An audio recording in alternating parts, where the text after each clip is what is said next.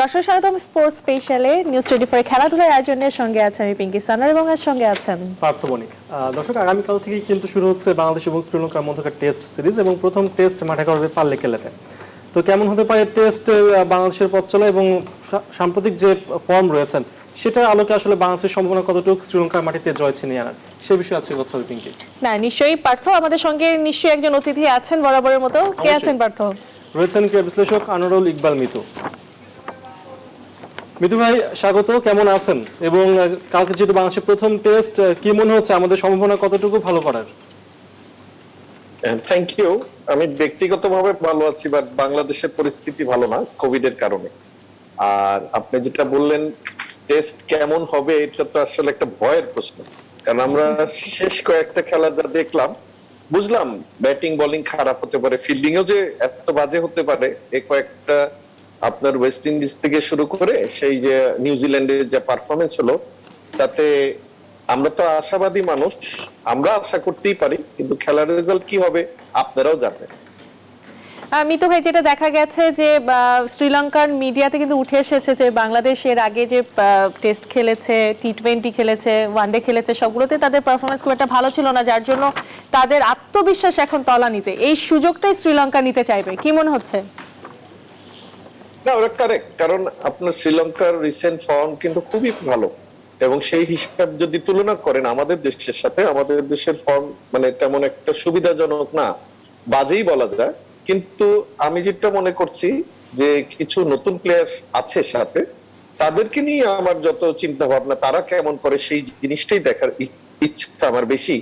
বিশেষ করে তিনজন নতুন পেস বোলার যেটা আছে, যে শহীদুল, শরীফুল এবং আপনার মুগ্ধ, এই তিনটা প্লেয়ার কিন্তু যথেষ্ট ভালো, খুব তাদের ট্যালেন্ট আছে এবং এত ছোট বয়সে কিন্তু ভালো ম্যাচিউরড তারা। তাদেরকে যদি স্কোপ দেয় বা চান্স দেয়, আমি তো টিম কোন 11 জন খেলবে বলতে পারছি না, তো ওদেরকে স্কোপ দিলে বা তিনজন যদি না দেয়, অন্তত পক্ষে দুইজনকে যদি দেয়, তাহলে আমার মনে হয় ভালো হবে, কারণ আমাদের আসলে ফিউচারের দিকে। আপনি তিনজনের কথা বলছিলেন, কিন্তু আমরা যেটা প্রথম টেস্ট স্কোয়াড দেখতে পেলাম 15 জনের, সেখানে কিন্তু শুধুমাত্র শরীফুল ছাড়া বাকি দুজনকে সুযোগ দেওয়া হয়নি। সেক্ষেত্রে বাকি দুজনে কিন্তু অপেক্ষা করতে হবে সেকেন্ড টেস্টের জন্য। তো আপনার সাথে আলোচনা করবো, আরো দেখে আসি যে আগামীকালের টেস্টের ম্যাচ প্রিভিউ। চাপ যদি বলেন, আমি তো কোনো চাপে নেই, আমার টিমও কোনো চাপে নেই। যখন ভার্চুয়ালি প্রেস কনফারেন্সে এই কথাগুলো মমিনুল হক বলছিলেন, তখনও ম্যাচ শুরুর বাকি মাত্র 16 ঘন্টা। চাপ নেই সেটা বলাই যায়, তবে কোন দ্বিধায় বা কোন চাপে যে তখন অবধি টেস্ট ম্যাচের আগে দল ঘোষণা করা হয়নি, সেটা কিন্তু অজানা ক্রিকেট বোদ্ধা থেকে শুরু করে ক্রিকেট ভক্তদের। দুদিন আগে ম্যাচ ভেন্যু ক্যান্ডিতে পৌঁছেছে বাংলাদেশ জাতীয় ক্রিকেট দল। তার আগেই দুদিনের প্র্যাকটিস ম্যাচ খেলা হয়েছে লাল সবুজ দলে ভাগ হয়ে। তবে লঙ্কার মাটিতে সেরাটা দেবার সেরার প্রস্তুতিটা সারতে পেরেছে কোয়ারেন্টাইন নামক গৃহবন্দিত্বের চাদর পাশ কাটিয়ে অল্প স্বল্প মাঠের ওয়ার্ম আপ ম্যাচ দিয়ে। বর্তমান সিচুয়েশন যেরকম যাচ্ছে, আপনি ভালো করে জানেন, আমরাও জানি, সবাই যাচ্ছে। এখানে আপনার প্র্যাকটিস ম্যাচ খেলার আপনার সুযোগ পেয়েছি আমরা, তারপর আপনার 2 থেকে 3 দিন প্র্যাকটিস করার সুযোগ পেয়েছি। অবশেষে সেই সংবাদ সম্মেলনের খানিক বাদে হয়েছে প্রত্যাশিত দল ঘোষণা। সেই দলের নতুন মুখ, প্রথমবারের মতো টেস্ট স্কোয়াডে সুযোগ পাওয়া পেসার শরীফুল ইসলাম। পাল্লেকেলের উইকেট বিবেচনা নিয়েই গড়া হবে সকালের মূল একাদশ। যদি মুশফিক কিপিং করেন, সেক্ষেত্রে লিটন দাস পুরোদস্তুর ব্যাটসম্যানের ভূমিকা পালন করতে পারেন, কাজে লাগাতে পারেন প্র্যাকটিস ম্যাচের অভিজ্ঞতাটাও। সহজাত সুইংয়ে লঙ্কান ব্যাটসম্যানদের বিপক্ষে কার্যকর হতে পারেন পেসার আবু জাহেদ রাহি, সেক্ষেত্রে তাসকিন হয়তো হতে পারেন মূল একাদশের অটোমেটিক চয়েস। তবে অধিনায়ক জিততে এসেছেন, জিততে চান প্রথম টেস্ট ম্যাচ থেকেই। হ্যাঁ, অবশ্যই শ্রীলঙ্কা খুব ভালো অবস্থানে আছে। আমরা হয়তো লাস্ট 2টা টেস্ট ম্যাচ ভালো খেলতে পারিনি। আমরা এখানে আপনার ম্যাচ জেতার জন্য আসছি। আমরা আমাদের পুরোপুরি চেষ্টা করব ম্যাচ জেতার জন্য। হতে পারে কোচ রাসেল ডোমিঙ্গোর এটাই টাইগারদের নিয়ে শেষ অ্যাসাইনমেন্ট। তবে এসব নিয়ে ভাবতে নারাজ অধিনায়ক পেশাদারিত্বের শতভাগটাই দেখানোর চেষ্টা করলেন তিনি প্রেস কনফারেন্সে। শ্রীলঙ্কা এসেছে, কিন্তু আমি মাঠে নামবো, আপনার বোলার বল করবে, আমি ব্যাটিং করব, আর আমরা আমাদের প্ল্যান অনুযায়ী খেলবো। আমি আসলে এগুলো নিয়ে কনসার্ন, যে আপনি যেগুলো এগুলো নিয়ে আসলে আমি কনসার্ন না। এজ এ প্রফেশনাল প্লেয়ার হিসেবে আমার কাছে মনে হয় এগুলো নিয়ে তো কনসার্ন হওয়ার দরকার। তামিমুর রহমান, নিউজ 24। পার্থ, মামুনুল হক কিন্তু বলছেন তাই তিনি একদমই কিন্তু চাপ অনুভব করছেন না। আসলে মামুনুলের কথাটা আমরা দেখতে পেলাম যে তিনি যেই স্টেটমেন্টগুলো দিলেন সেটা আসলে কিছুটা অবাক করার মতো, কারণ এর ধরনের কথা প্রেস কনফারেন্স আমরা আগে শুনিনি। মিতু ভাই কি বলবেন? না, আমিও শুনিনি, আপনারা যখন শোনেননি আমিও শুনিনি।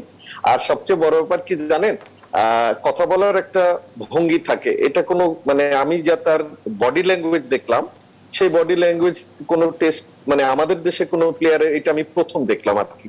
কারণ একটা বডি ল্যাঙ্গুয়েজই বলে দেয় যে আপনি কতখানি কনফিডেন্ট বা কনফিডেন্ট না। আপনি এখনো জানেন না কে খেলবে প্রথম একাদশে, আপনি বোঝেন তাহলে আমাদের দলের কি অবস্থা ওখানে হচ্ছে। আর সবচেয়ে বড় ব্যাপার কি, আমি মমিনুলের একটা কথা বলি, আমরা যখন পিঙ্ক বলে প্রথম খেলার সুযোগ পেলাম, মানে সৌরভ গাঙ্গুলি বড় আশা করে বড় মুখ করে বাংলাদেশকে প্রথম পিঙ্ক বলে টেস্ট খেলার কথাটা নিশ্চয়ই আপনাদের মনে আছে। সেখানে আপনি মমিনুল টিম মিটিং এ ছিল এরকম আমি জানি আর কি, এটা যে যেহেতু পিঙ্ক বলে খেলা হবে, আপনার টসে জিতলে সবাই ডিসিশন এবং ডে এন্ড নাইট টেস্টটা ছিল, আপনার ফিল্ডিং নিবে বলেছিল সবাই, টসে জিতে ফিল্ডিং করবে, সে নাকি সেটা ভুলেই গেছে, টসে জিতে ব্যাটিং নিয়ে নিয়েছে। তো এই হলো আমাদের দেশের অবস্থা। তো সেখানে উনি এখন কি করবেন, আমরা বাঙালি হিসাবে, আমার দেশ হিসাবে আমি তো চাবই বাংলাদেশ ভালো করুক, বাংলাদেশ কখনো খারাপ করবে সেটা বলছি না, কিন্তু কথা হচ্ছে যে একজন ক্যাপ্টেনের বডি ল্যাঙ্গুয়েজ এরকম কেন হবে, এবং সে এখন পর্যন্ত টিম জানে না। তো এর থেকে বড় হতাশার কিছু তো আমি দেখছি না আর কি। পার্থ, আরেকটা বিষয় নিয়ে কিন্তু আমরা কথা বলছিলাম অফ এয়ারে, যে একদম টেস্টের একদিন আগে দল ঘোষণা করা, এই ব্যাপারটা নিয়ে কিন্তু পার্থ আমরা অনেক কথা বলছি এবং সোশ্যাল মিডিয়াতেও ব্যাপারটা নিয়ে কিন্তু হইচই পড়ে গেছে। আমরা যদি মিতু ভাইয়ের কাছে একটু আসি, যে আসলে মানে কালকে টেস্ট শুরু হচ্ছে, আজকে 15 জনের সদস্যের দল ঘোষণা করলে এটাকে কিভাবে দেখছেন? আসলে এটা কতটা প্রফেশনালিজমের মধ্যে পড়ে? আসলে দেখেন, আমরা না এক এক সময় এক এক হিস্ট্রির জন্ম দিচ্ছি। আমরা তো আসলে বাঙালি, খুব হিস্ট্রি পছন্দ করি, কিংবা একটা কিছু জন্ম দেওয়াকে আমরা খুবই ভালোবাসি। সেই হিসাবে এছাড়া আমার কোনো মানে এতদিনের অভিজ্ঞতায় আমি কখনো জানি না যে এখন এই যে আজকের যে ঘটনা আপনারা বলছেন এটা কিভাবে হলো, আমি ঠিক জানি না আসলে এটার আনসার আমি কি করব। এটা তো ভালো হতেই পারে না, কারণ একটা প্লেয়ারের কিন্তু মেন্টালি রেডি হতে হয় যে okay I will be playing tomorrow or day after. কারণ অন্তত পক্ষে কোচরা কিন্তু অনেক সময় প্লেয়ারদের গোপনে জানিয়েও দেয় you will be playing, otherwise mental যে স্ট্যাটাসটা আমি আছি না নাই এই চিন্তাতেই কিন্তু অনেক প্লেয়ার কিন্তু খারাপ খেলে। মানে আপনি যদি লাস্ট মোমেন্টে তাকে বলেন যে আপনি নেমে যান, তাহলে তো মানে এই জিনিসটা খারাপ আসলে আমার চোখে আর কি। কারণ আমি তো দুইটা দল চালাই। হ্যাঁ হ্যাঁ, মেন্টাল প্রিপারেশনটাই কিন্তু নেওয়া হচ্ছে না সেই প্লেয়ারটার। কারেক্ট, মেন্টাল প্রিপারেশনটাও হচ্ছে না। আর সবচেয়ে বড় ব্যাপার, আমি বেশ দেখবেন না আমাদের ঘরোয়া ক্রিকেটে যখন এই যে 4 দিনের ম্যাচগুলো হয়, খুলনা কিন্তু ডমিনেন্ট করে, এবং এই খুলনার প্লেয়ার গুলোই কিন্তু আপনার মানে লাগাতার ভাবে আমাদের ঘরোয়া ক্রিকেটের কথা বলছি, লাগাতার কিন্তু তারা সবসময় ভালো করে আসছে। সেই হিসাবে আমি মনে করছিলাম আপনি যদি কথার কথা, যদিও সেটা 2020 এবং আপনার ওয়ানডে ছিল নিউজিল্যান্ডে, মুশফিক এবং আপনার আমাদের যে আর একজন উইকেট কিপার ছিলেন লিটন দাস লাগাতার খারাপ খেলে গেছে। আপনি যদি দেখেন লিটন দাসের লাস্ট 2020 খেলাটা, সেই হিসাবে আমি তো মনে করছিলাম, মানে কথার কথা এটা আমার ব্যক্তিগত মতামত বলছি, যে ওখানে কিন্তু আমাদের উইকেট কিপিং ব্যাটসম্যান আর একজন আছে সোহান। তো সুযোগ পাননি মিতু ভাই, আসলে যে 15 জন স্কোয়াড দিয়েছে সেখানে সুযোগই পাননি সে। না না, পাওয়ার কথাও না, কারণ আপনি যেহেতু মুশফিক এবং লিটন দাস আছে, এখন তো আমি টিম বুঝলাম। তো আমার কথা হলো, নতুন প্লেয়ার যখন আপনি এত নিয়ে গেছেন, আপনি 2-3 আপনি আপনার তো যা প্লেয়ার যা খেলছে তাতে আমাদের আসার জায়গাটা কিন্তু নতুন প্লেয়ার, ঠিক আছে, এবং এদেরকেই নার্চার করতে হবে। আপনি যতই দেখেন মোহাম্মদুল্লাহ, তামিম, মুশফিক এবং সাকিব 4 জনেরই কিন্তু যথেষ্ট বয়স হয়েছে, এবং আপনি ধরেন খুব বেশি হার্ডলি যদি তারা আমাদেরকে সাপোর্টও দিতে পারে, আর খুব বেশি হলে 2-3 বছর আমার ধারণা আর কি। কিন্তু আপনি যদি এখন এই আপনাদের যে এক্সপেরিয়েন্স ওই 5 জন প্লেয়ারের বা 4 জন প্লেয়ার, সেটা যদি এখনই আপনার নতুন প্লেয়াররা শেয়ার করতে না পারে, তাহলে কবে করবে? অবশ্যই মিতু ভাই, সেটা আমরাই চাচ্ছি যে প্লেয়াররা সুযোগ পাক এবং তারা আসলে নিজেদেরকে মেলে ধরুক, কারণ সাম্প্রতিক পারফরমেন্স কিন্তু আমাদের পক্ষে একদমই নেই। আপনাকে অনেক ধন্যবাদ মিতু ভাই আমাদের সাথে থাকার জন্য। Thank you. পার্থ, একটা ব্রেকের সময় হয়ে গেছে, ছোট একটা ব্রেক নিয়ে আসি। দর্শক, এই পর্যায়ে নিচ্ছি ছোট একটি বিরতি, সঙ্গেই থাকুন।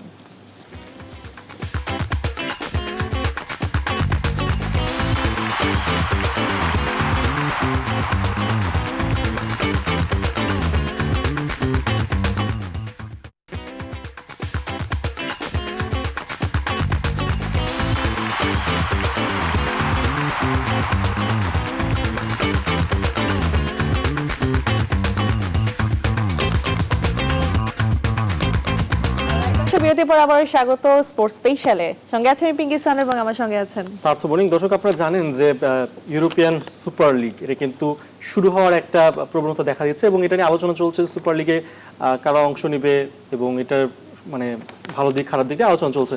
পিঙ্কি, সুপার লিগটা আসলে কি? পার্থ, এটা নিয়ে কিন্তু একদম হইচই পড়ে গিয়েছে পুরো বিশ্ব জুড়ে, যেখানে বলা হচ্ছে যে আসলে 12টা টিম নিয়ে সুপার লিগ হতে যাচ্ছে এবং 12টা এলিট ক্লাব নিয়ে হতে যাচ্ছে, যার জন্য কিন্তু চ্যাম্পিয়ন্স লিগ অনেক লিগগুলোই কিন্তু আসলে বন্ধ করে দিয়ে এই লিগটা শুরু করতে যাচ্ছে। এখানে টাকার খেলার কথা অনেকে বলছে। আচ্ছা, এক প্রকার আসলে ফুটবলের ভবিষ্যৎ কিন্তু অনেকে হুমকির মুখে ফেলে দিয়েছে, এটা কিন্তু বলা হচ্ছে। অবশ্যই আমরা দেখে আসি আসলে যে সুপার ব্যাপারটা লিগের কি? পেছনে কি কাহিনী আছে। অর্থের ঝনঝনানি, তারকা খ্যাতির সঙ্গে বৈশ্বিক খেলা ফুটবলের বিশাল বাজার। ইউরোপের ফুটবল যে বাজার একজন ফুটবলারকে নিয়ে গেছে আকাশচুম্বী উচ্চতায়। ইংল্যান্ড, ইতালি আর স্পেনের ফুটবল নিয়ন্ত্রক সংস্থা থেকে লিগগুলোর স্বতন্ত্রতা থাকার কারণেই 12 ক্লাবের জন্য এমন সিদ্ধান্ত নেওয়াটা ছিল সহজ। ইংলিশ ফুটবলের big six Arsenal, Chelsea, Liverpool, Manchester City, Manchester United ও টটেনহ্যাম হটস্পার।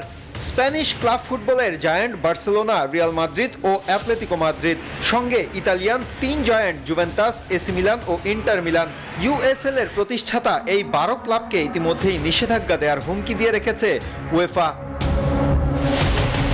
শুধু তাই নয়, ফিফা ও উয়েফার যৌথ বিবৃতিতে বলা হয়েছে 12 ক্লাবকে নিষেধাজ্ঞার পাশাপাশি সুপার লিগ নামক লিগে কোনো ফুটবলার খেললে তিনি সঙ্গে সঙ্গে জাতীয় দলের জন্য হবে নিষিদ্ধ। এমন সব হুমকি ধামকিতে অবশ্য এখনো নিজেদের অবস্থান থেকে এক বিন্দুও সরে আসেনি সুপার লিগের প্রতিষ্ঠাতা 12টি ক্লাব। বরং উল্টো এই লিগকে বিশ্ব ফুটবলের উন্নয়নে বড় প্ল্যাটফর্ম হিসেবে দেখছেন ইউএসএল এর অন্যতম উদ্যোক্তা রিয়াল মাদ্রিদ সভাপতি ফ্লোরেন্তিনো পেরেজ। ইতিমধ্যে ইউএসএল আয়োজনের সিদ্ধান্তের নিন্দা জানিয়েছেন 3 দেশের রাষ্ট্রপ্রধান। ঘরোয়া ফুটবল লিগ কাঠামো ভেঙে পড়ার পাশাপাশি ফুটবলের বাজারে বড় অধপতনের কথা বলছেন তারা। এদিকে নিন্দার ঝড় বইছে ইংলিশ ফুটবল ভক্তদের মাঝে। ইংলিশ 6 ক্লাবের এমন সিদ্ধান্ত থেকে সরে আসার আহ্বান জানিয়েছেন তারা। অন্যদিকে ইউরোপিয়ান গণমাধ্যমগুলো এমন পরিস্থিতিকে ফুটবলের যুদ্ধ বলে সম্বোধন করেছেন। এমন পরিস্থিতিতে ইউএসএল কর্তৃপক্ষ ঘোষণা দিয়েছে দ্রুতই শুরু হবে 20 দলের এই আসর। প্রতিষ্ঠাতা সদস্য হিসেবে 12 দলের সঙ্গে আরো 3টি ক্লাব এই লিগে দ্রুতই যোগ দিতে যাচ্ছে বলেও আগাম জানিয়েছে তারা। পুরুষদের পাশাপাশি নারী ফুটবল লিগও চালুর ব্যাপারে সিদ্ধান্ত ইউএসএল কমিটির। তবে বহুবার প্রস্তাব দেওয়ার পরও ফরাসি ও জার্মান কোনো ক্লাব ইউএসএল এ যোগ দেওয়ার ব্যাপারে ইতিবাচক সাড়া দেয়নি। সরাসরিভাবে এমন প্রস্তাব নাকচ করে দিয়েছে ফরাসি জায়ান্ট পিএসজি ও German giant Bayern Munich. Mahfuzul Islam, news 24। দেখছিলাম সুপার লিগের আদ্যপান্ত। দর্শক, এই বিষয়ে আমাদের সাথে কথা বলতে এই মুহূর্তে যুক্ত হয়েছেন জাহিদ হাসান এমিলি, বাংলাদেশ জাতীয় দলের ফুটবলার। এমিলি ভাই, আপনাকে স্বাগত। কি মনে করছেন সুপার লিগ নিয়ে, গুড অর ব্যাড? দেখেন, এই পর্যন্ত আসলে সুপার লিগ নিয়ে যারাই কথা বলেছে তারাই কিন্তু কেউ পজিটিভ কিছুই বলেনি। আমি আমার সারা বিশ্বে যাদের কাছ থেকে এই সুপার লিগ সম্পর্কে জানতে চাওয়া হয়েছে সবাই কিন্তু নেগেটিভ অ্যাপ্রোচ তাদের ভিতরে দেখা গিয়েছে। তো সেইখান থেকে অ্যাজ এ প্লেয়ার হিসাবে আমিও বলবো যে এটা ফুটবলের জন্য আমার কাছে মনে হয় না কোনো দিক থেকে ভালো হবে। কারণ আপনি দেখেন, এই যে 12টি দল এবং পরবর্তীতে যে আর বাকি দলগুলি এর সাথে অ্যাড হয়ে যে টুর্নামেন্টটা হবে, এর বাইরে যারা খেলবে তাদের আসলে তারা কোথায় খেলবে? তারা কি আসলে চ্যাম্পিয়ন্স লিগ পরবর্তী সময় হবে কিনা, লিগগুলি কোন কাদেরকে নিয়ে হবে, এটা কিন্তু একটা গ্যাঞ্জামের মতো একটা সৃষ্টি হয়ে গিয়েছে অলরেডি।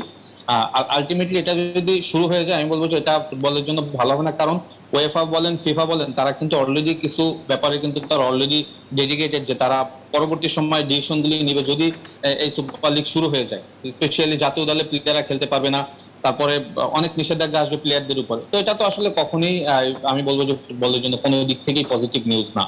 আর এটা যদি শুরু হয়ে যাও, সেটা তখন থেকে কিন্তু দর্শকরাও কিন্তু এটা ভালোভাবে নিচ্ছে না। ফুটবলের প্রাণ হলো দর্শক।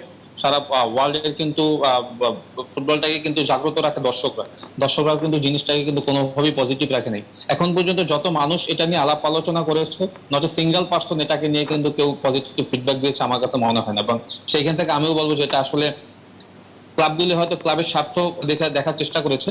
ইভেন আপনি যদি বলেন যে এইটার যে মূল যে প্রতিষ্ঠাতা, এটাকে যে প্রতিষ্ঠিত করতে যাচ্ছে রিয়াল মাদ্রিদের প্রেসিডেন্ট পেরেজ, সে কিন্তু সবসময় সব কাজেই কিন্তু বিতর্কিত অবস্থান তৈরি করেছে। তো সেইখান থেকে সেই জিনিসগুলি আসলে তার ক্লাবকে বেনিফিটেড, তার ক্লাব আর্থিক দিকগুলি সে বিবেচনা করে কিন্তু সব ক্লাবগুলিকে কিন্তু সে ম্যানেজ করেছে।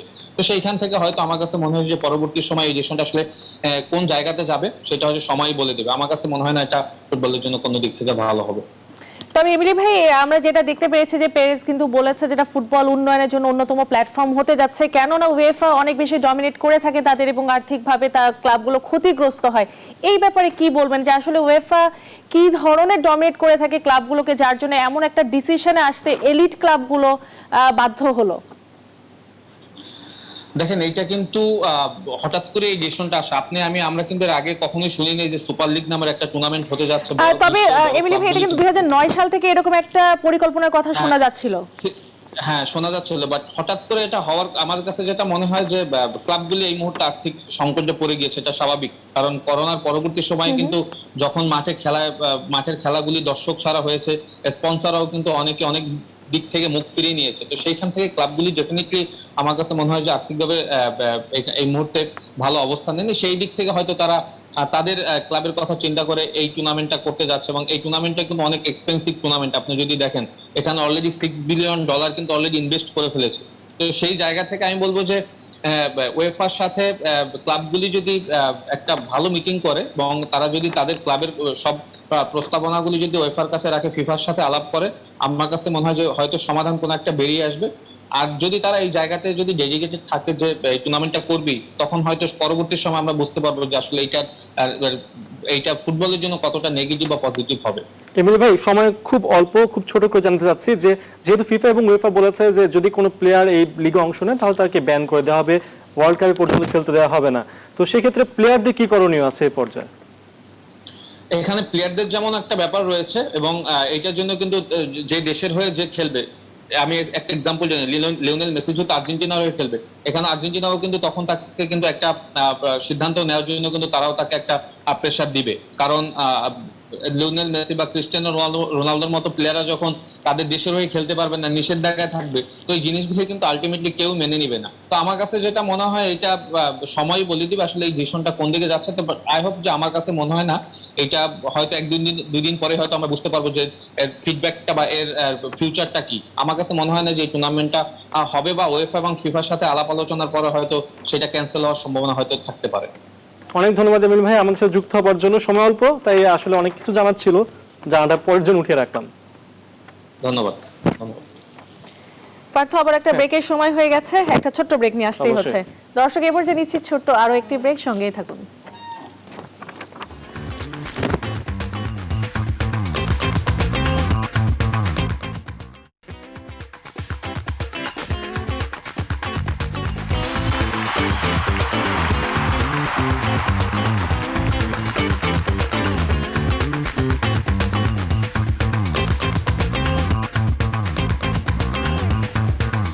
বিরতির পর আবার স্বাগত স্পোর্টস স্পেশালের সঙ্গে আছেন আমি পিঙ্কি সানোয়ার এবং আমার সঙ্গে আছেন পার্থ বণিক।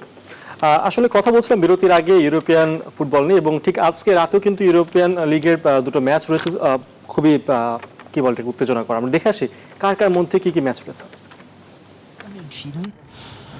ইংলিশ প্রিমিয়ার লিগে টপ 4-এ উঠে আসার লক্ষ্য নিয়ে রাতে ঘরের মাঠে ব্রাইটনকে আতিথেয়তা দেবে চেলসি। 31 পয়েন্টস নিয়ে টেবিলের 5-এ থাকা দ্য ব্লুজরা ওয়েস্ট ব্রোমউইচের কাছে 5-2 গোলে বিধ্বস্ত হবার পর ক্রিস্টাল প্যালেসকে 4-1 গোলে হারিয়ে ফিরেছে জয়ের ধারায়। এছাড়া গত শনিবার ম্যান সিটিকে হারিয়ে এফএ কাপের ফাইনাল নিশ্চিত করেছে থমাস টুকেলের শিষ্যরা।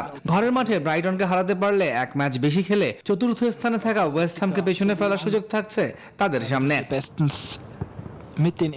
1933 সালে ব্রাইটনের বিপক্ষে প্রথম দেখায় হেরেছিল চেলসি, এরপর আর কখনোই দলটির বিপক্ষে হারের স্বাদ পায়নি তারা।